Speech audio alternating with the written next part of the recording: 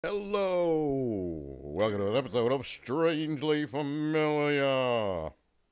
Brought to you by Clorox. Tastes as good as it cleans. I wonder, there had to be at some point somebody at the Clorox Foundation was like, we could turn this into a drink somehow. Just reformulate it. I like to hear that. That's one of my favorite words. Reformulate. What does that mean? There's just someone inventing a word so that they can sound smart. That's literally like there's so many words, especially in like business, that just didn't exist 20 years ago. But they all mean kind of the same thing, which is renaming things that already exist. But anyway, I feel like they used to say that a long time ago when we were growing up, like foods would reformulate with a new formula. And it's like, it just makes you think of like beakers and chemists, like, and now that's not hot. That's not hot with our food these days, you know? no, We want to think of beakers right. with our foods. All natural. Oh. You want to hear organic. Organic. If you tried selling something organic in the 90s, you'd get laughed out of town. Get out of here. Give me new formulas in the 90s. Now it's like, give me less formulas. Did this grow?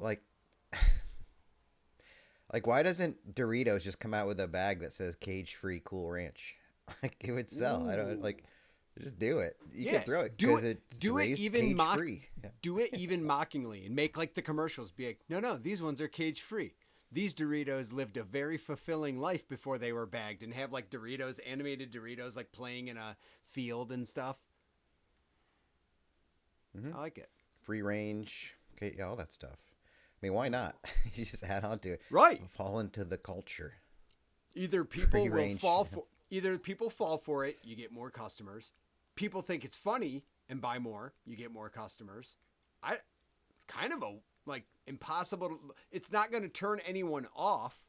No one's going to eat Doritos and then go, well, I used to be a Doritos fan, but now Doritos is mocking people. Doritos hasn't been serious for almost its entire existence. Like they are a parody of themselves. So you're right. They came out with 3D Doritos, and Doritos were already 3D. Also true. We didn't have two-dimensional Doritos. That was never a thing. No food has ever been two-dimensional. So right, they already know the beauty of marketing because they literally are the only food who's ever decided to try to market it as 3D food. And it worked. Do you think they were originally thinking of like just ranch Doritos? Like, oh, we need something else. Like cool, like what is Cool Ranch? But it's like, do you think somebody was like hot ranch, hot, warm, lukewarm ranch taste? That's what you want. So it must have been in the testing somewhere. Huh. Wow. It's really. We're going to get to the bottom of this in this episode of Strangely Familiar. We get to the bottom of Cool Ranch market or Dorito marketing. All right, enjoy the next 10 minutes. Let's go.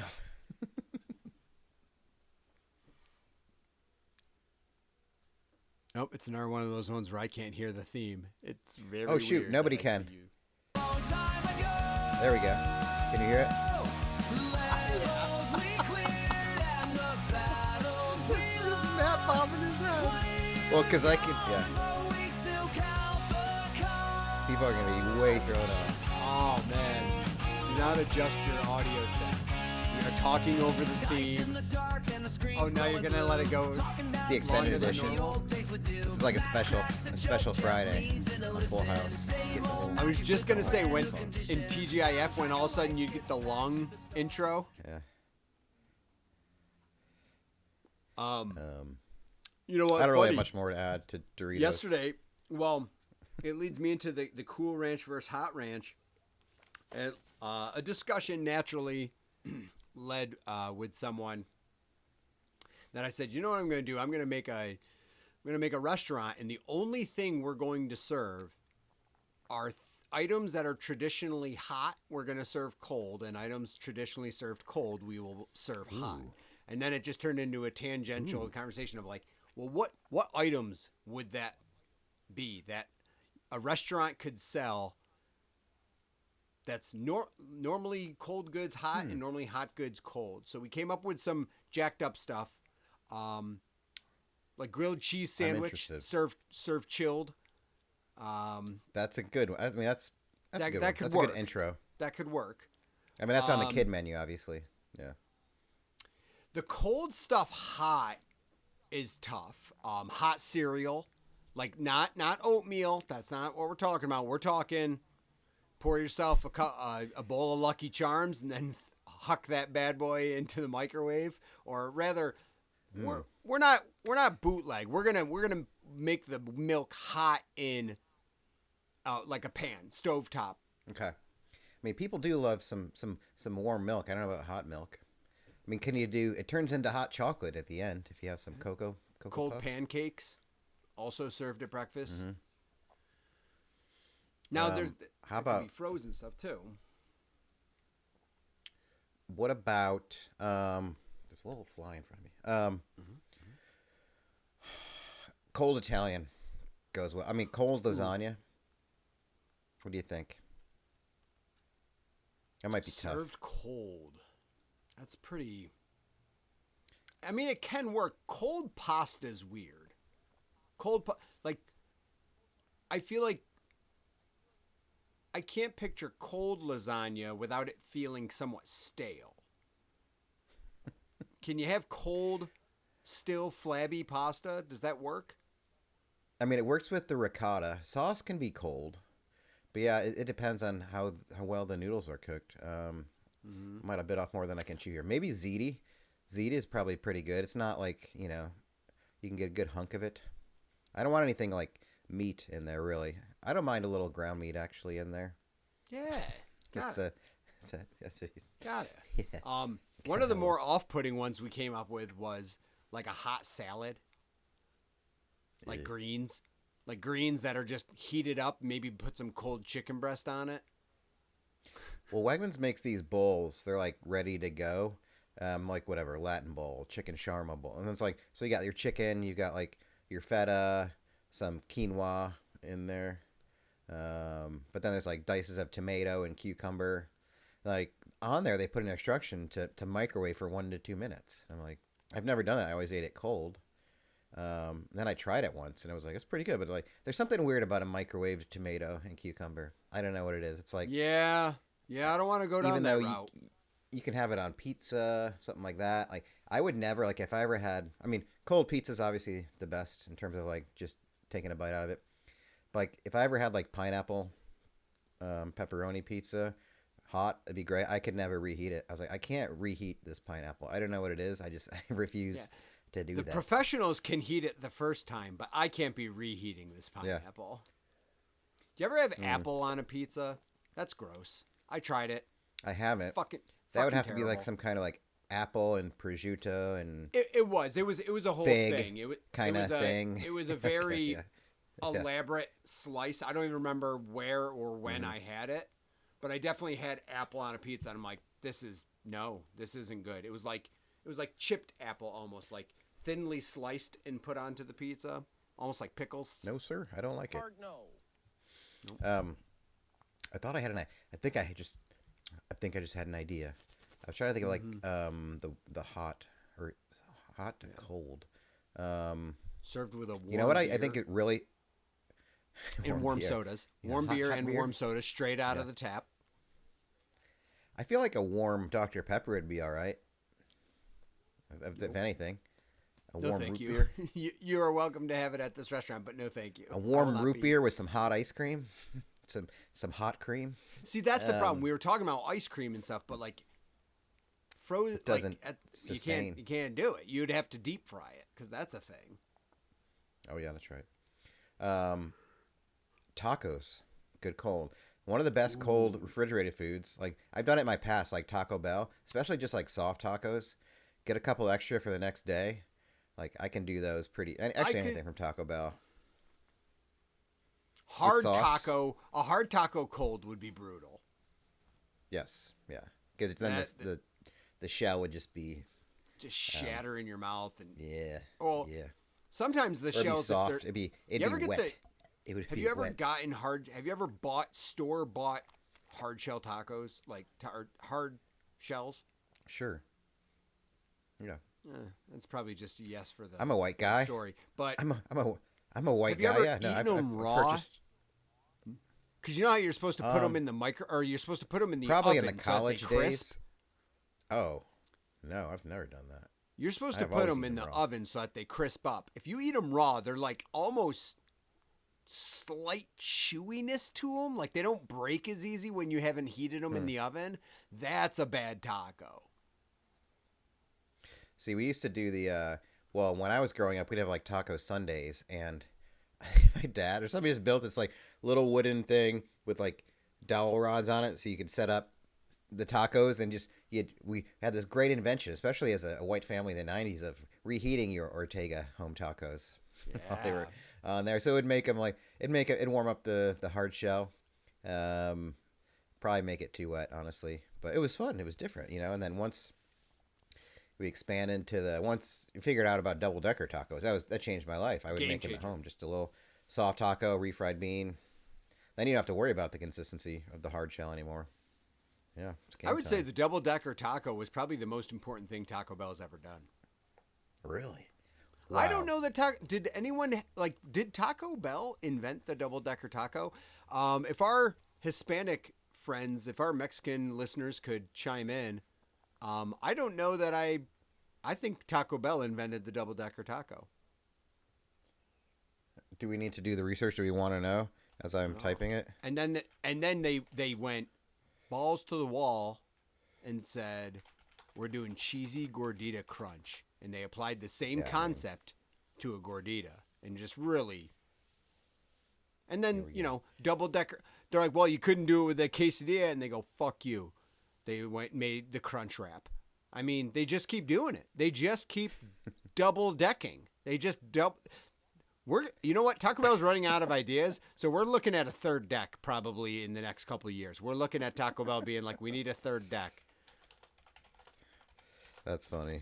I'm gonna write that down as a possible show title. They just keep double decking. And as a quick side note, before we look at the answer, we got a comment in YouTube from Sherbo that a fun game that could be had where we go through and we use the names of our episodes and try to figure out what the episode was about. I was like, oh, that'd be fun. Except that would involve research. Have no chance. I was like, I wouldn't either. Like, it's not like I know. I don't title them thematically. I just pick a weird thing or something random that somebody said. So then I was like, well, that will involve some research. So I don't know that we'll get to it, but it's a great suggestion. The inventor of the double-decker taco is Gina Galvin, a researcher and developer at Taco Bell in the 1990s. Oh, that took 5 Taco Bell invented types of food. Yeah. She worked at R&D at Taco Bell as an engineer. Introduced then 5 years later. Wow, that's a lot of workshopping. As a promotional item during a Spike Lee commercial campaign during the NBA playoffs, I guess, or something. Wow. What a treat. If you ever want to watch a show that has mildly interesting information about Americana, I think it's on the History Channel. It's called The Food That Made America. But it goes through... I have seen some of that, yes. Yeah, like you'll see like 7-Eleven, you'll see like pizza spots like Domino's, you'll see like candy, like lunchtime stuff, and it usually involves like all the big, all the people that kind of made it happen. It's great because it has all this B-roll and all this bad acting in it, and a lot of people play different characters throughout the series. But it's great because it always involves some company who was just down on their luck and then somehow like come up with some stupid invention. And I call it an invention in food because it always involved like some kind of chemical that preserved it more. And now it's, we're celebrating it. And that's how they made it through like the war in the 50s and all that. That's why they're still around today. So it's weird because you're kind of like glorifying the story of these American entrepreneurs and then also being like, these inventions have made our country fatter and less healthy. So it's a fun watch. It's great to kind of, it feels very American. We watch it at lunch sometimes at work just to understand, where we came from and who we are. But I think Taco Bell is maybe in one of them. I didn't see it. But kudos to the research and development department at Taco Bell. You guys don't get enough credit, as much as you deserve, because they're doing the Lord's work there. Americana through food on television. Speaking of that niche, one thing that I did see on Hulu a couple of years ago was called Deep Fried Dynasty, and think Storage Wars.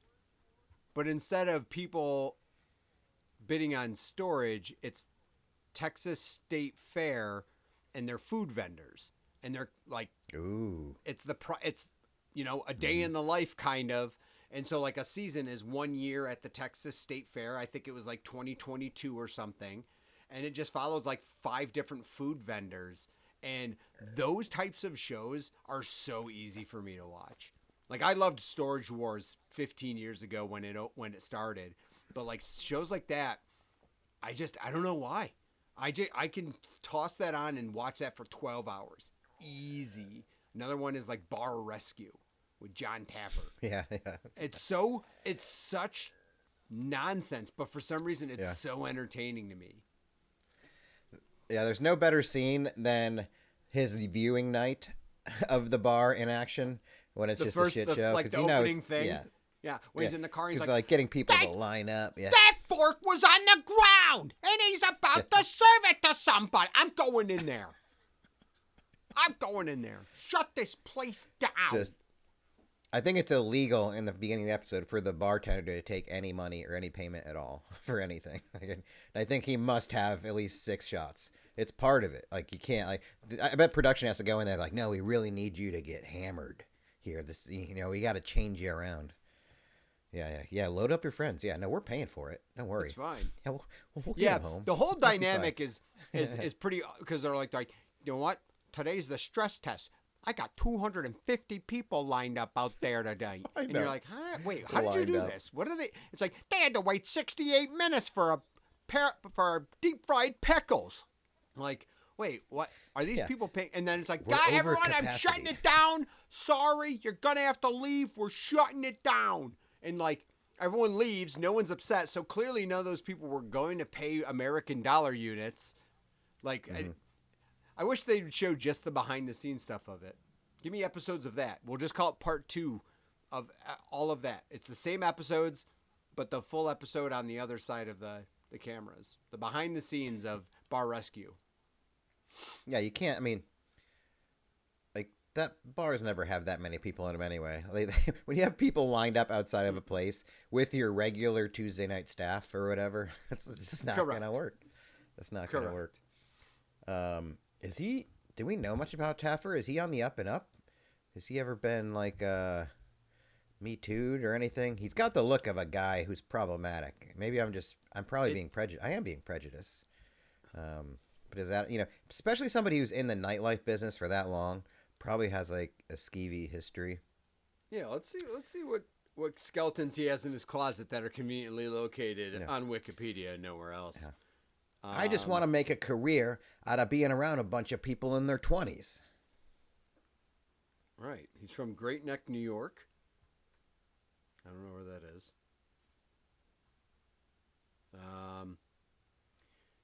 He went to University of Denver, studied poli-sci and minoring in cultural anthropology. What the fuck? Didn't see that coming. Bartender in 1973 in West Hollywood. He's opened his first bar in 89. So, whoa. Taffer, he opened a bar in 89. He patented an apparatus and method for selecting and playing music. The patented system includes a set of color-coded books containing listings of musics on records available to an establishment indexed by energy, type, and tempo. Doesn't even mention what it is, but he patented that. Taffer is credited with creating the NFL Sunday Ticket. What? What? And boom goes the dynamite. He served... What? It launched in 94, and he was instrumental in the marketing, distribution, and sales programs of that endeavor, for which he served on the board of NFL Enterprises for 3 years. What? John Taffer created the Sunday Ticket? What is going on? How? Why? Who? That Like he is sat on so it, weird. I mean, I could have done that too. Ready? Hey, we should have a TV station that shows all the games. Right. So you don't just have to get the one. Good money. I pay good money to watch more football. Yeah. Oh, it's like, holy did he shit. direct? Or I mean, did he invent the satellite that created DirecTV? Sounds like we got a Musk situation here.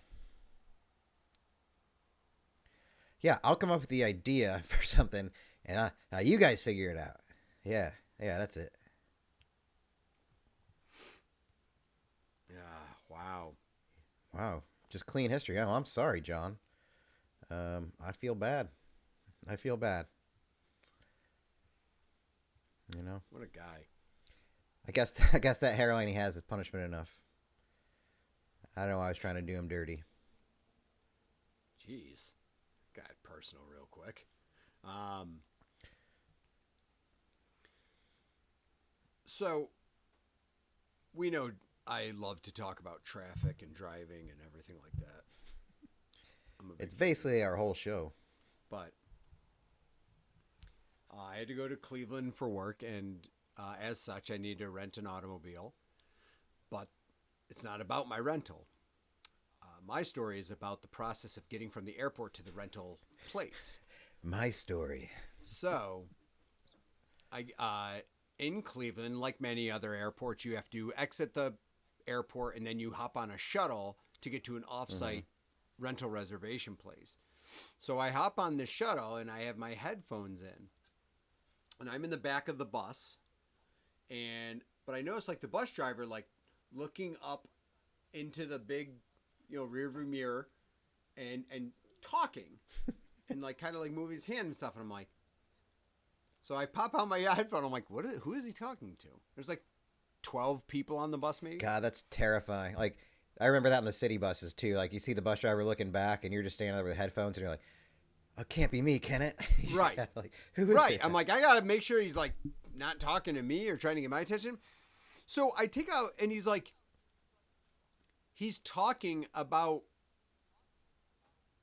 going to the rental location and how it's set up. He's like, when you get in there, there's going to be a rotary of desks. And I'm like, and then he goes, and by the way, he's like, with that out of the way, welcome to Cleveland, home birthplace of rock and roll. And he just starts rambling off stuff about Cleveland. Jeez. Wow. But then after his spiel. There you go. Anyway, after his talks, I hear him go, he's got his, mind you, he's driving a bus. Siri, play, and I'm like, he's talking to his phone while driving all of us. And he's like, Siri. He starts playing music, not through a speaker or anything. Like, he just props up his phone and starts blasting music. And was it supposed to be for the bus or just yes, himself? Because he finished his rock and roll thing, and so he starts playing. I managed to find out what it was. It was Back in the New York Groove by Ace Frehley, or the version by Ace Frehley, and he's singing along, driving one-handed while rocking with the other. Like he's like. Back in the New York Groove, and I'm like, dude, what is? I'm like, he's awesome. Driving the shuttle bus. I'm like, I should feel like I'm in danger, but I'm enjoying this because I'm in danger. So like, I mean, no one spoke up or anything, but like, I'm like, yo, this guy's taking shuttle bus driver like to places it never meant to go. It was never meant to be. Dude, that's awesome. Like, you should have, when you got off, be like, I know we're not allowed to tip you, but if I could, I would tip you a lot. You'd be like, no, you're allowed to. He's like, you are allowed to tip. You. I'm like, sorry, I got to go. I'm already out I'm halfway out the door. But really great. Just knowing that I listened to half of this. You get nothing. You lose. Good day, sir. But appreciate it. That's great. But Dude, I what did a it- well, I dude, did- like. Yeah. I like guys like that are like into their like. I don't know if that's been his whole career, but people that make the most out of their job, just it made somebody's. I mean, you're talking about it, but some people it was probably their first trip ever, and they're like, they're scared. They're deathly afraid of like New York City or L.A., but Cleveland's like a stepping stone for them, and they're terrified. And they go there. It's a big city to them anyway, you know. But they get there and they get a nice welcome greeting on the bus. They're like, maybe it won't be so bad, sweetie. You know, one of those little honeymoon in Cleveland. It probably happened. What a good. And then dude. that's when I robbed them because they let their guard down. Hey, where are you guys staying? However, on the return home, I encountered a situation. Matt, no one in life prepares you for this. All right, so I'm sitting on my plane. It's 3x3, 3 seats on each side of the aisle. I have the aisle seat. Mm-hmm. I sit Of course. down, and someone comes and he's like, I'm in 30E. I go, okay. So he sits next to me in the middle seat. And I go, as Your the last DEF. Huh? Yeah, DEF. Your DEF. Yeah. Yes, not DTF, DEF. Mm-hmm. They say we're shutting the cabin door. I go, or no, sorry, before that, I go, looks like we might be in luck if no one sits next to you, because then we won't have the window seat. Damn it. And he goes, Oh, yes. oh, yes, he yes. goes, yeah, don't, you know, he goes, that'd be great. Don't jinx it. They shut the cabin door. There's no one sitting next to him. I wait. Because he's on the same page. He goes, that'd be great. We go through the doesn't safety move. protocol. He doesn't move. I'm on the aisle. He's in the middle seat. And the seat next to him is open. We ascend my into the God. air, and he's sitting next to me. And I am smaller than this guy. This guy's probably 6'3", 285. I'm like, you are a large boy. I'm not a small boy. I'm a big boy too. Get the fuck into the window seat, you big dumb bitch. What are you doing? Get away. About 20 minutes into the flight, he then goes like, I think I'm going to move over. Yeah, that was the whole fucking thing. You better not. You Right. better not. I Like, hold on to his arm. I'm like, Yeah. ma'am, flight attendant. He's trying to move. That wasn't the seat that was sold. He's to in the him. wrong Like, seat. bro. But also, I got another question for you, Goliath. When you were picking seats, did you purposely pick the middle seat? Ooh. What are you doing? Good question. What are we doing here? Furious. Furious. I mean, hopefully somebody missed their flight for this situation. Because otherwise, that is wild to pick a middle seat. Are they cheaper? I don't even know how that works anymore. No. No. But like, I'm gonna just move over. even whatever it was, as soon as they said the cabin doors are shut, get the fuck off. Yeah, seatbelts Get off. over there. Get the fuck over there. Stop it. Did you start Insane. doing like a little elbow thing, like leaning back? Oh, I Put did your take elbows on over the his. I armrest? did take over the armrest. middle armrest? Yep. I go. All That's right. one. I go. This is mine. And if this is starting to get uncomfortable for you, there's an entire fucking seat open. How far do you go? Let's say we're 30 minutes in, 40. Well, the problem start is it's an popping a hour-long head down? flight. Okay. Oh shit. So he wasted probably about 36 to 37% of my flight, if I had to guess. If it was a 4-hour flight or a 3-hour flight, I'd probably have been like, hey, I think we're good. You should move over. I cannot talk about it without crying. It was Because I know you. For that 20 minutes, that's all you were thinking about too. You I weren't could like not reading do or listening to anything something. else. Yeah. Yep, You were I just couldn't thinking. enjoy- You were just living in anger. I couldn't enjoy anything about the flight. I'm like sitting there. I'm trying to enjoy watching Deadpool and Wolverine, and I couldn't enjoy it because I'm like, why is he not moving? I don't get it. I was texting with my friend today, and she's decided she had a week off. She was gonna decide to go solo to Hawaii, for the week. Wow. So I was like, oh, that's cool. So she texted me when she got onto the airplane. She's like, so I have the window seat, and there was already 2 people sitting down. So I was like, oh, I have the window. She's like, so the person on the end didn't get up. Instead, did like the 2 inches like pullback thing. But the person in the middle then did get up and got out, and the person there just sat there. So then she went over the person on the end, and then the middle seat had to go over the person on the end again because they wouldn't stand up. I don't understand. Like, it's less convenient for the person to do that.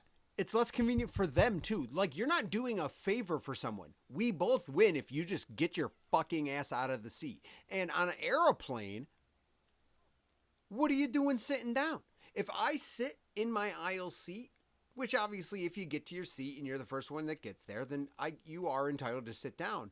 But I don't put my bag, I don't take anything out. I have my bag on my lap because my brain as an adult and a human being who understands logic goes, I'm going to have to get up when inevitably people sit down next to me. Yeah, I would like I'm always an aisle seat guy. Never book on my seat. I don't get out any of my activities, whatever they're gonna be. Nope. Like until the plane takes off, like I don't put my seatbelt on until people are seated next to me. Until they tell you to put it on, just in case they have to get up and grab bags. I'm like ready to spring up, move around, but that's okay. That's the contract I pay to get an aisle seat. Mm-hmm. It's like I'm happy to get up. I don't mind. I don't mind that shit at all. I'll get up. I gotta stretch my legs anyway. It gets me up. Like honestly, if it makes me stand in the aisle, it's like I probably was due. I think I've gone to the bathroom like once or twice on an airplane ever. So like I don't need an aisle seat per se, but it's like just in case. My social anxiety would make it literally impossible for me to ask 2 people to move so that I could use the restroom. Oh, I hate it. Like I have to be. I would never be able to do it. I'd probably heading. Pee and poop myself before I did it. Yeah. Like it's got to be so, and then especially like if they're sleeping. Oh, that's the worst. You're like, fuck. I just can't. Like, impossible. It's just I can't possibly. I couldn't possibly. And I've done it before. I fucking can't. Dude, I feel like waking people up when the flight attendants come by with their drink and snacks. I'm like, it'd be wrong for them to miss it. What if they wake up 2 minutes after and they see me enjoying my Diet Coke in my little squatty cup? They're gonna get so jealous and upset, and I can't have that for them. Yeah, I'll get up sometimes just to like, especially if I bring like a couple little mini shooters or something like that you're not supposed to have on the plane. I'll just go to the bathroom and just rip a shot, take a piss. It's nice. You can have it. I've just opened them and put them in my drink. I've done that too. But if I didn't have a drink, it's okay. Yeah. Sometimes you get on these flights and they're like, all right, short flight, we will not be doing beverage service or turbulence or something. Or it's like, I got to find a way. God damn it. And plus I do like the airport bathroom is such a weird Twilight Zone space too. Like it doesn't, I can go in there feeling fine. And then I get in there. I'm like, am I sick? Am I dizzy? Mm-hmm. Do I have cancer? I don't know. I look weird in this mirror. Light looks different. Space and time. The soap's awkward. Like everything's weird. Yeah. Everything's wet. Like I know the tissues are here all the time. I know it's in a weird spot, but I know they're here. And I can't see any. I can't even see where it says tissues. But they're supposed to be here. But they're not here. And then you look, it's like, oh, they are here. But why can't I see them? I don't understand. Is it a fucking mirage? Everything in here is a mirage, and nothing in here works. And then you press the water. It basically spits on your hands when you try to use the water in there. I don't even know how it magically flushes all the turds that people plop in there. It's like it's like a small step above like a bathroom in like a stadium, where you're like, I don't want to be doing this. Like it's not bootleg edge of the highway like gas station bathroom, but it's a step above that, maybe a half step above a stadium. But You're never thrilled to take the bathroom break at the airport, but it's unlike a gas station. It's a necessity because I don't want to go to the bathroom on the flight, so I'm always going to use the bathroom before my flight at like past security. So Now, that being said, usually airport bathrooms are some of the, I'm not gonna say the cleanest, but some of the best. Like some of them are really, some of you gonna get the big wall. You know, doesn't matter because the foot traffic's so in and out. I don't mind taking a shit in an airport bathroom. Nobody knows you. You can just have your way with it. Very have your way liberating. with it. As long Take as it's as long clean. as you want. As long as it's clean, I'm gonna jump in. Like absolutely. Yeah, I'm not even sure I have to shit, but again, I'm gonna be up in that flying tube for 3 hours. I'm gonna try to make something happen. Give it the college try. I just love the people that as soon as like dude, plane could still be at like a 40-degree incline taking off, and there's gonna be some person, usually a man around the age of 60, that's going to get up and like fall his way to the bathroom in the aisle while the plane's still ascending. And I'm like, what are you doing? We are 7 minutes into this flight. Like not even 7 minutes. We're 3 minutes into this flight and you are desperately trying to get to the toilet. Hey, sometimes you got to go, you know? I guess. So where my office is in the store, it's in a corner of the store by a frozen area. Once in a while, we'll have people like come into the office because it's just a random door. It does say like our job title on it, so it's like it's clearly like a store, like it belongs to the business. Once in a while, I'll have people coming in to look for the bathroom. That's like on the exact opposite side of the store. So I had a guy. I was actually in a meeting a few weeks ago, so my door was closed, but I heard somebody come in, and it sounded like they were trying my coworker's door. So I was like, "What the hell's going on?" So then I went out there and I saw somebody walking out of our little corridor, and it was an old guy. I'd say probably about 80 years old. He's like, "This is the bathrooms?" And I was like, "Oh no, sorry, it's over on the other side of the store by the sushi." He's like, "There's no employee bathrooms here," and I was like, "No, but if it's just that, it's already too late." And he just turned around, like he started like shuffling, and it smelled. I don't mean it to like roast on the guy because we'll all be there, but I just like the moment of like it's too late. Just that moment of acceptance. I was like, It's a trap. it didn't matter if there's a bathroom in here anyway. It doesn't seem like you're Right. gonna make it. And I was like, oh no, that's gonna happen to all of. I mean, hopefully he had some kind of, depends on or something like Apparatus. that. But the smell, like that smell, didn't leave me for like hours. Like I had to spray it. And I don't know where I was going, except it's got to suck to get old and just shit your pants. And I'm not looking forward to that at all. It'll be. That's one of the moments where you're like, I could use some of that. What is it? The youth in Asia. Like one of those moments. Like, is there like a moment where you're like, I like this. I want people to clean my bottom. This is. What does that Life's have to come do full with circle. euthanasia? What are you talking about? The youth in Asia. The youth in Asia. Wait, are you serious? Yeah. Oh, euthanasia, like to die, get chemicals to kill yourself, like they do to dogs and shit. Yeah. No, I know what But there's some euthanizing kind of like, is. there's some kind of like, isn't there some kind of like pop culture reference? Like, what does it have to do with the euthanasia? That's something. That's why I said it that way. I'm just kidding, everybody. Don't self-harm. It's just a joke. If you're shitting yourself, it's okay. No problem Thanks, with that. human It's just resource your guy. body. It's just your body getting rid of waste, and it's healthy. It doesn't matter where you do it or into what. I guess I shouldn't say that. There's probably laws about that. But just let your body be free. Don't hold it all in. I guess that's what I'm trying to get to. Is don't keep it inside. If you feel like something, you got to get it out. Just let it happen. That's what he's trying to get to. That's what he's trying. we What I'm wrap- trying to say. Yes. Philosophically, with this story, is what I'm trying to say Sure. is be free. Be free. Be yourself. Be authentic. Levi's. With the pens. Nope. There it is. I got my hair cut this last week, which I desperately needed. And I did it at a meeting. I went to Syracuse for a meeting, so it's an old store that I used to work at. So it's like 40 minutes away, 45. That's the spot I used to get my haircut before, and I was like, I'm gonna go there because the last haircut I got with the guy in Auburn, I didn't like it. He seemed to go real fast. I was like, 2 on the side and just trim like an inch off the top, and he just went 2, like all the way up to over where he went up to like instead of like stopping at like 9 o'clock and 3 o'clock with the 2, he went all the way up to like 1 and 11 kind of thing. And I was like, oh, that's too much for what I was trying to do.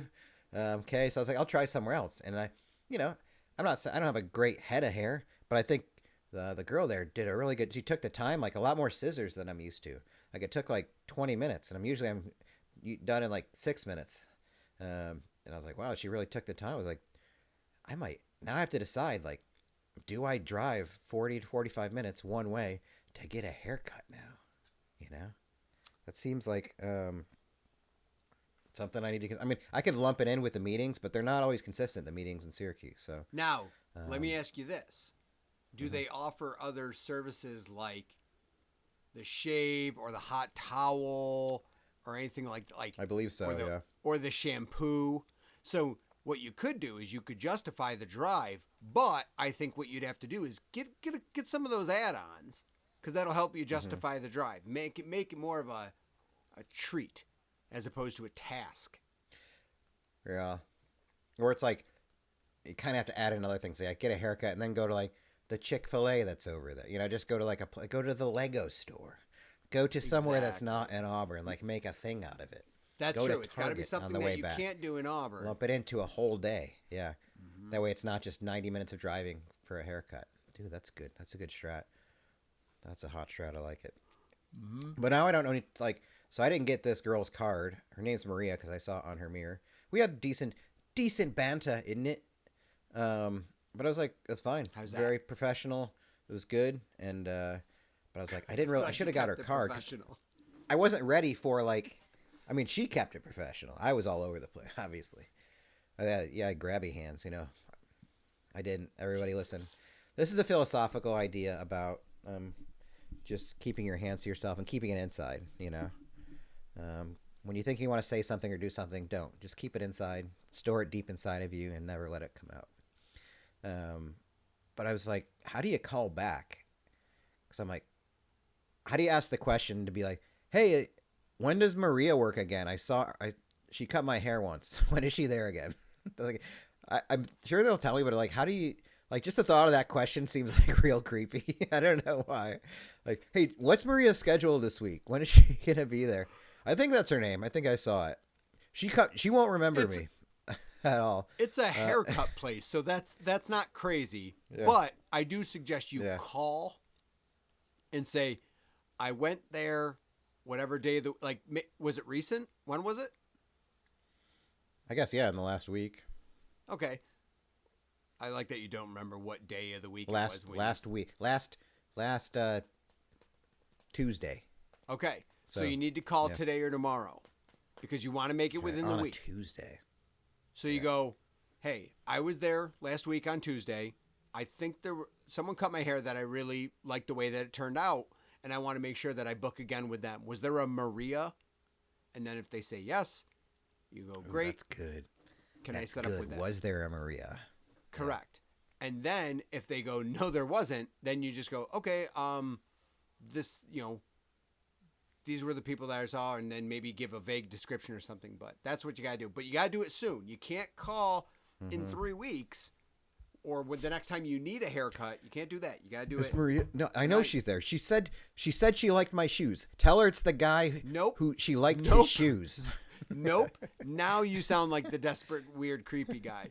She loved me. She loved my shoes. I think she said love. We had a vibe. Is she childless? That's important. I need to know. Right? Start questioning the ethnicity of men she normally dates. I'm like, she started, I mean, it was perfect because I think she didn't force it. She might have asked me like what I was doing, like what I had done for the day. I talked about work, or I probably talked about where I work and why I was there and just like a little bit of here and there. And then at the end, she didn't ask any more questions, which was fine, and I didn't really ask anything. It was perfect. It's like I don't mind a little chat at the beginning, but if neither one of us is feeling it, that's perfect. That's all. That's all we need to go with. I will just sit there and stare at myself in the mirror, again into the twilight zone as I morph into somebody else. But I think I might. Did you tell her? Do you go like, yeah, I'm in HR like every day, but you forgot to explain that? Yeah. Yeah, I'm in the HR office basically nonstop. Yeah. Gotta get your number. But it was like, I think it was $20, which was very reasonable. That's actually very almost too price cheap. in 2020. I think it was supposed to be 30, but she like, I don't know if there was a deal, so it was only 20. So I gave her 30. I was like, that's a good tip, right? You know, if you, I mean, She especially goes, for I don't guys have haircuts, much to. like- She goes, I don't have much to work with. You go, well, that turned. that made me feel much worse. Oh yeah, that's always my new thing. Or when I go to a new person, I'm like, "What are you trying to do here?" I was like, "This is what I've always heard you should say is like, how long has it been since your last haircut?" And what what you normally kind of get, like, because that gives the barber a lot of information. Like if it's been like 4 to 6 weeks, they can see like how your hair grew, the pattern that it grew in that amount of time. That's a good gauge. I was like, it's probably been a little too long. It's probably been like 6-7 weeks, 6-7. And I was like, usually I just like to do a 2 on the sides and then maybe take an inch off the top. I usually just keep it. I was like, listen, I've got a lot of weird colics and bald spots. So, enjoy the journey. Kind of just like, no, Dude, it's I okay. think So when I had hair, my instructions for like the last 4 years of my life with hair was, I don't know, I trust you. Just do what you can with it. That's what I would tell her. Like, I'm like, yeah. I'm like, beggars can't be choosers. I'm like, I just need hairs cut. I'm like, please, if you can do something magical with this, by all means, go for it. There was a kid there. He's probably like 16 that had the gall to ask for more, which I've never done because he was getting his broccoli haircut and like, faded up to the top with the big bush. And he's like, oh, yeah. So the guy was like, are you all set? And he's like, actually, can you do like, do this and then this? I'm like, I would never. I don't have it in me to like once they think they're done, I'm okay with it, unless they like sometimes they'll say like, is that usually what they say is that short enough on top, and I just put my fingers and I have a general sense of where I like it, and I'm like, oh, that's good, and then I might say like maybe just a little bit more, but once they're done and they give you the mirror, they look at it, I've never once been like, actually, I need you to do more. I'm gonna need you to this isn't. You're looking this in the mirror. could- You're like, this could is be better. Fucking terrible. Right here. Yeah. This could be a 100 up here on the top of this head, and we're almost there. We're just missing a few things. And When then the they always beard's ask, like, long, I mean, paying for a beard trim is weird. I even feel weird doing it because like they're like, how's it look? And I'm like, I guess fine-ish. Like I'm not gonna like taunt the shape, and it's probably if I need it shorter, I'm guessing I could put like I don't know. I don't know why I've paid someone to cut my beard. Maybe it's just I just don't feel like doing it, but.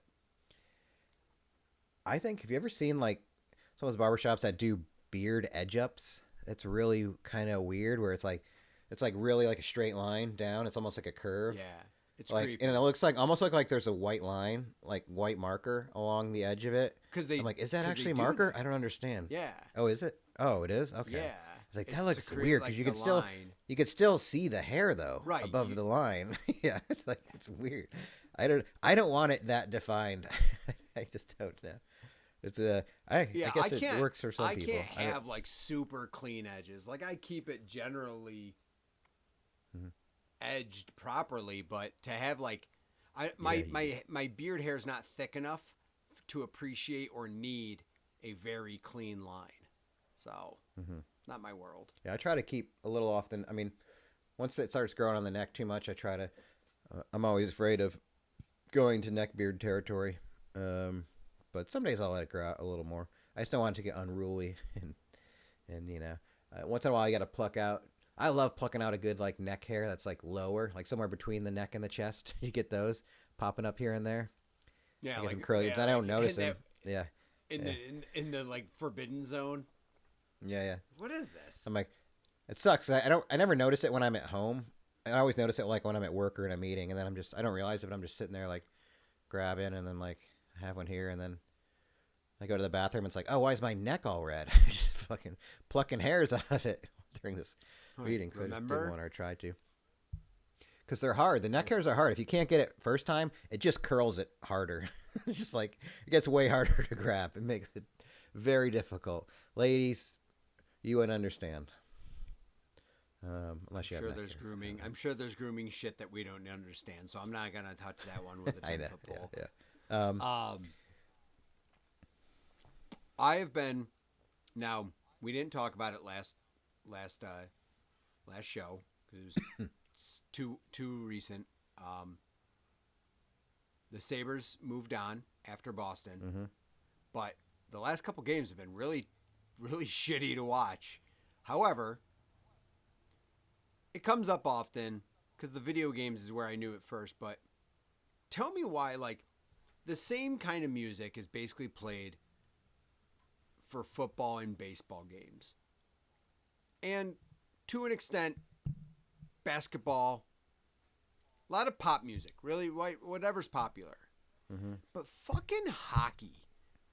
Every sound person in hockey, NHL arenas just goes, nah, not here, not tonight. Yeah. You're not going to hear AC/DC. You're not going to hear the latest Billie Eilish song. We're going to play fucking rock and roll. It's going to be some punk, some metal. Like, hockey arenas blow the other major sports out of the water with music. It's like, I'm excited to hear what song's going to be played next. And then on top of it,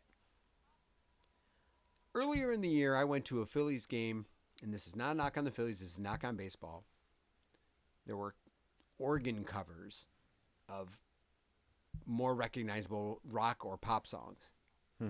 But I hear the same song multiple times, and I'm like, and it fades out. And I go, this is a fucking recording. They're like acting like an organist is here. Oh, no. It is a recording. Oh. Baseball players, I'm pretty sure most baseball stadiums do not have organists anymore. Hockey, hockey, you can tell it's the way it's vibrant and like it is. Yeah. It's kind of it's not sloppy, but it kind of. Well, no, like even like covers and stuff, but like Oh, or the dun dun dun dun dun, especially for "Let's Go Buffalo," dude. Yeah. They went up like 7 times, like changed the oct, like go up a third, and I'm like, they have organ players too. So not only do you get live organ music, but you also get the phenomenal record type music there. And I'm like, why? Why does hockey understand the music aspect of sports billions of times better than the other major sports? I don't know. What's so weird is it's not even like hockey isn't like typecast as like a rock thing per se. Because if you go to like most hockey locker rooms, like there's a lot of hip hop playing, a lot of rap. So it's not like because hockey players like rock or the crowd. But I think it's like this actually goes into something I was thinking about the other day when I'm returned to the gym. But like, because I think at the Buffalo Montreal game or in Buffalo, they played like CKY, like 96.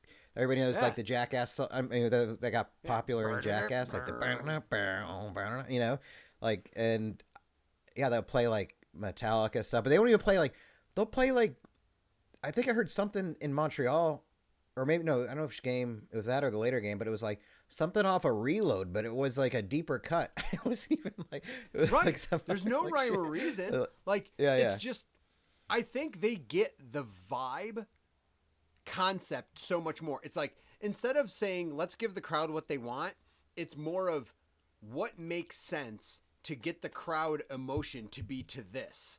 And so like for different scenarios you'll hear like because you hear like pop punk and stuff. I heard I remember I wrote it down. I'm like, I heard Good Charlotte Anthem, but the next song that was played was like White Zombie Thunder Kiss 65, and I'm like, but it's just so very different spectrums for those that don't understand. Very different spectrums on the rock music.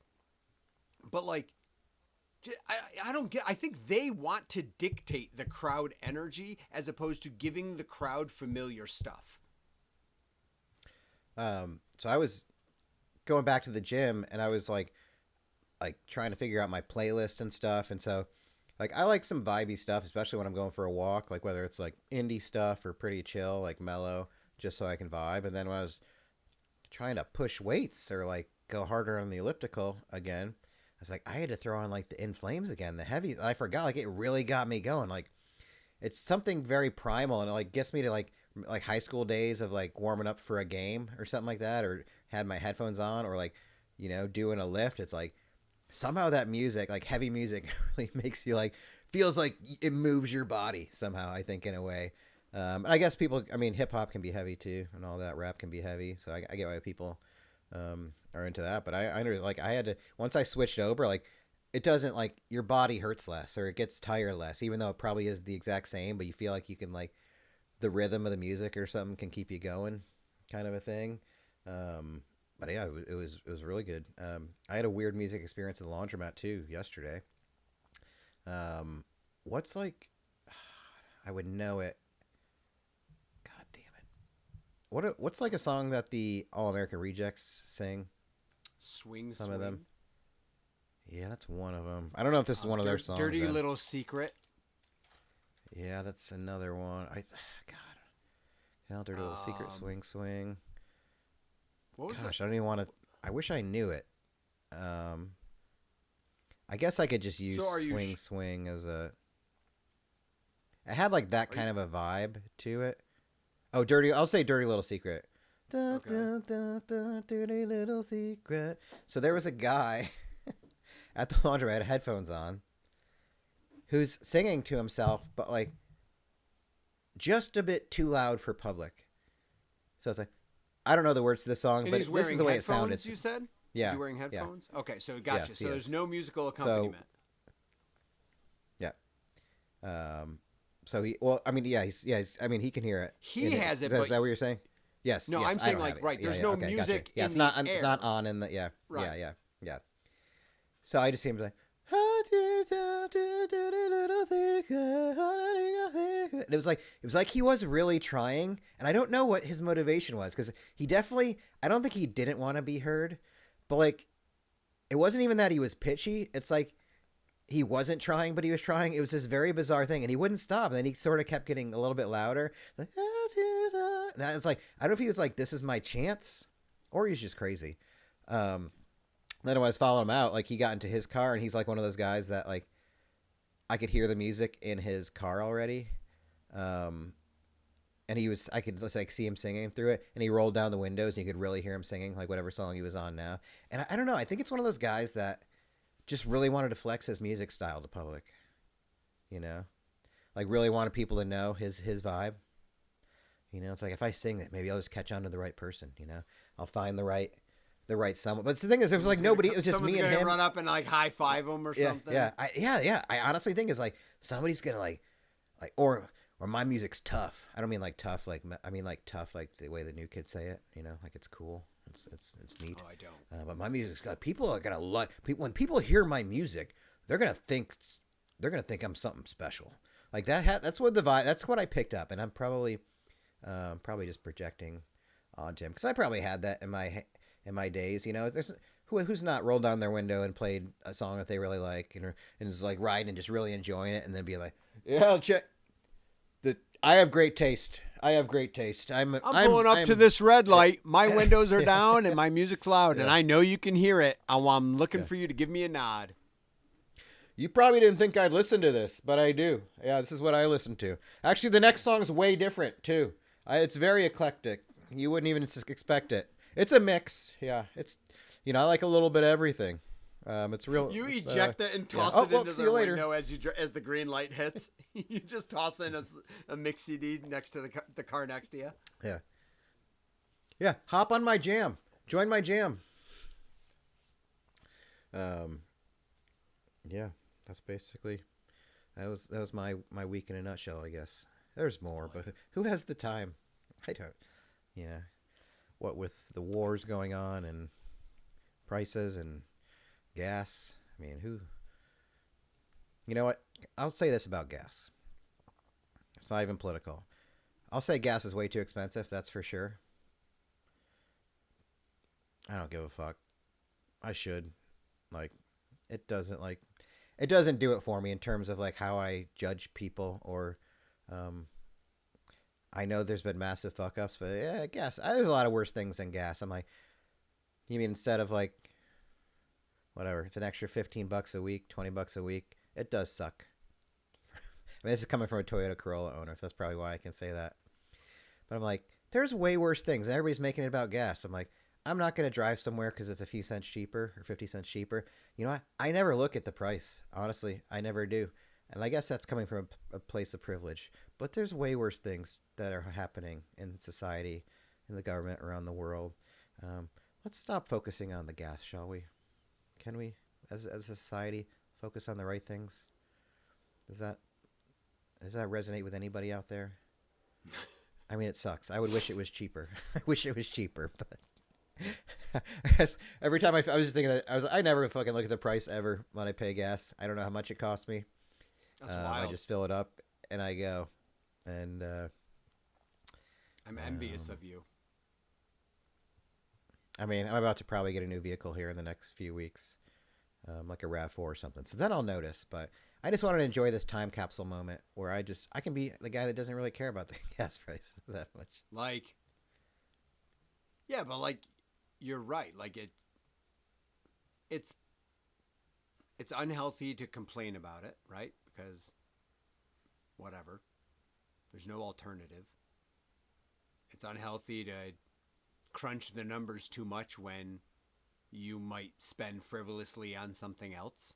So it's like, why am I complaining about this when it's that perspective? But I don't have that, and I wish I could, and I've tried to get to that mindset, and I don't have it. And that's probably why I get angry, is because I concern myself with so many things.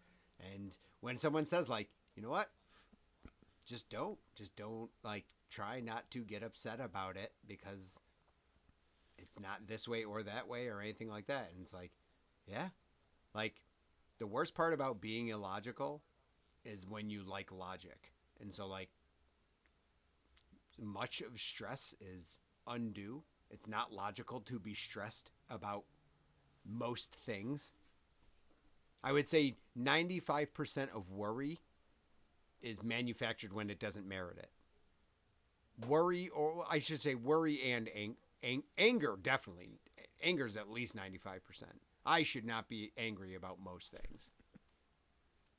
Anxiety, I probably 80% of my anxiety is stuff that I shouldn't be anxious about. But that's where I am. And the more people talk to me, yep, the more people, but the more, I also don't get up. I try not to get upset when people bring forth the logic of not being upset about things and stuff like that. Like, I don't like bullshit positivity. Let me get that right. Or like, let me get that point across. You can't just be happy, fucking go lucky, sunshine lollipops about everything. Because I think it's fake. I think that bothers me because it's fake, not sincere. However, to relay that people should be not upset about things, that I can get behind. And that I can actually support when people tell it to me, even if I am being upset. They can be like, you could be like, Jeff, if you're paying $10 more for gas in a week, that is not changing your life. You should not worry about it. I'm probably going to go, yeah, fuck, you're right. But I need to hear that. Like, I need rationalization like that. And I don't know. I guess I just think it's the best barometer for where we are as a civilization. Like, if I'm not going to begrudge somebody if they want to look on like the politics of it and promises that were made and not kept and use that argument. That's fine. That's low hanging fruit. That's pretty easy. But I think there's a lot of other ones that can be made. Realistically, looking at the situation that people are living in, and I don't think it should be gas. And ultimately, this gets down to my other main philosophy. That we'll end with is time and money aren't real, I guess. It's not, there it is. These things are real. None of these things are real. Just spend frivolously, do whatever you want. Time and money aren't real. Nothing exists. Currency is irrelevant. See, that's dangerous. That's dangerous. To do with that what you will. No, you can say time. Time is fine. Money exists. But not to me, and I live very well for now. I'm just kidding. It's fine, you guys. I'm gonna go keep it inside, I guess, and save it for next week. There you go. Bye. Cue it. Can you hear it? I can this. 20 years faded like an old arcade screen. Man and jet back where the stories began. Joystick dreams and a pocket full of quarters. Laughing about pets and a taste of disorder. From pixel skies to the vinyl they spun. Movies and memes under the same neon sun. Time hit pause, but the jokes never ended. Two old souls with the past still pretended. Strangely familiar like a tune.